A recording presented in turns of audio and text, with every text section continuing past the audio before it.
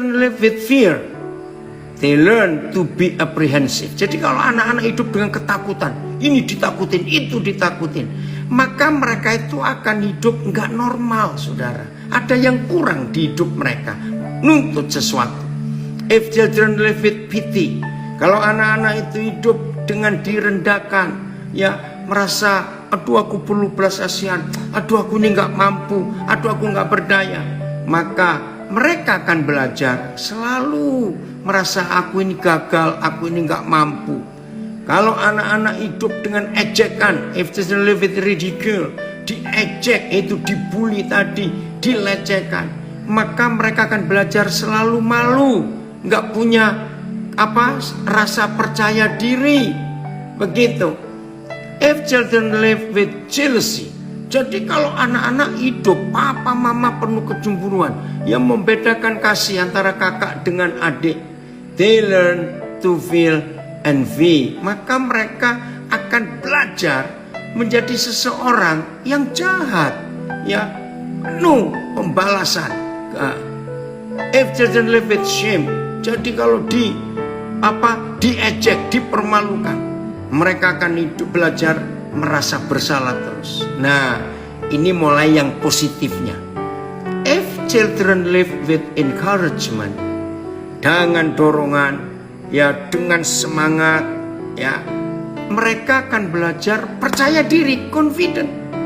If children live with tolerance, ya diajar toleransi, bisa menerima semua orang, semua suku, nggak usah dibedakan, maka mereka belajar jadi orang yang sabar, bisa menerima semua orang. If children live with praise, dengan pujian, baru buang sampah satu aja dipuji, wih kamu anak hebat, betul buang sampah di situ, pokoknya melakukan apa saja yang bagus, beri pujian. They learn appreciation, maka dia akan belajar bisa menghargai orang lain juga. If children live with acceptance, kalau anak-anak itu hidup dengan penerimaan, nggak diejek, ya nggak dibully, diterima, acceptance, they learn to love, maka mereka akan belajar mengasihi orang lain juga. If children live with approval, dengan pembuktian, wih kamu itu hebat loh, ternyata kamu itu bisa, nah maka they learn to be like themselves.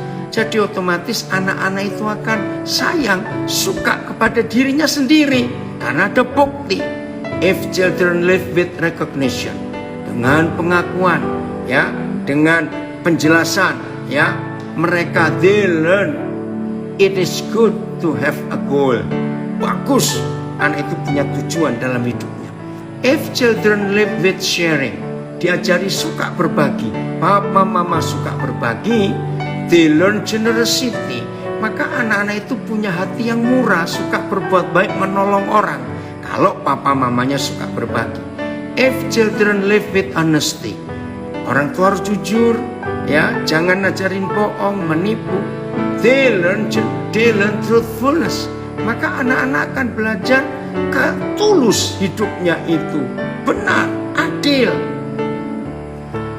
If children live with fairness, kalau anak-anak belajar dari orang tuanya, ya akan keadilan, nggak memihak ini, nggak memihak itu, mereka belajar justice, ya fairness and justice.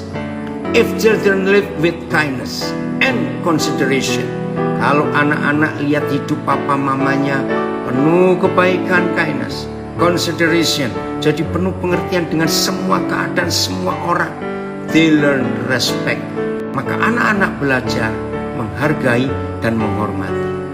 If children live with security, kalau anak-anak itu hidup belajar dengan rasa aman, karena papa mamanya aman, bahagia, secure, percaya Tuhan, they learn to have faith in themselves and in those above.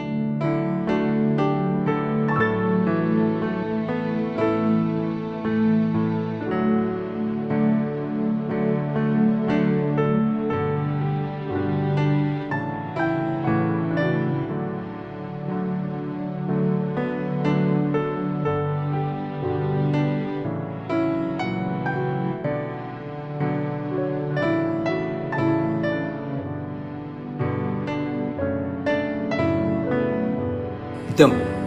Maka anak-anak akan belajar mempunyai iman kepada dirinya, kepada keluarganya, dan tentang apa saja yang keluarganya miliki.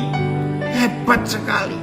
Nah, yang terakhir ini, saya tiap kali baca ini, saya mau merasa menangis.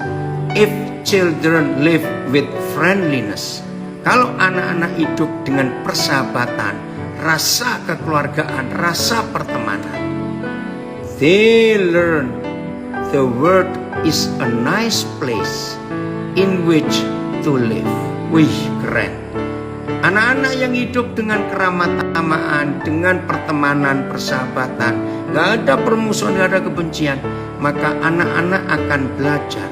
Ternyata dunia ini adalah sebuah tempat yang sangat indah untuk ditinggali.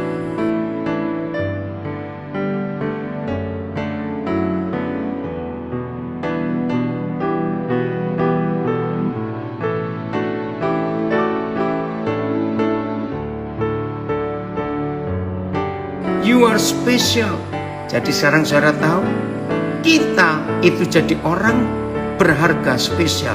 Bukan karena sekolah di mana, bukan karena kita tinggal di keluarga yang kaya, bukan karena kita tinggal di Amerika, maaf, tidak. Karena ada papa mama yang harmonis. Maka itu anak-anak akan pulih hidupnya, nggak akan split personality kalau kita hidup secara berkenan dan benar di hadapan Tuhan.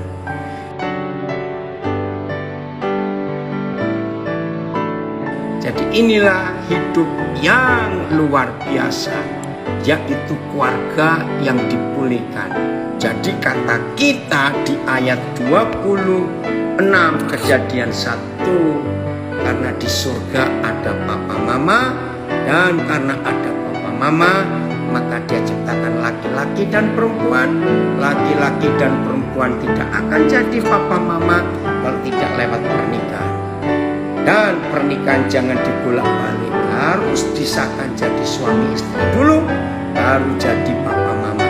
Setan merusak, tidak sedikit pernikahan dibalik papa mama dulu, baru jadi suami istri. Itu yang menghancurkan hidup manusia. Tuhan Yesus memberkati kita semua.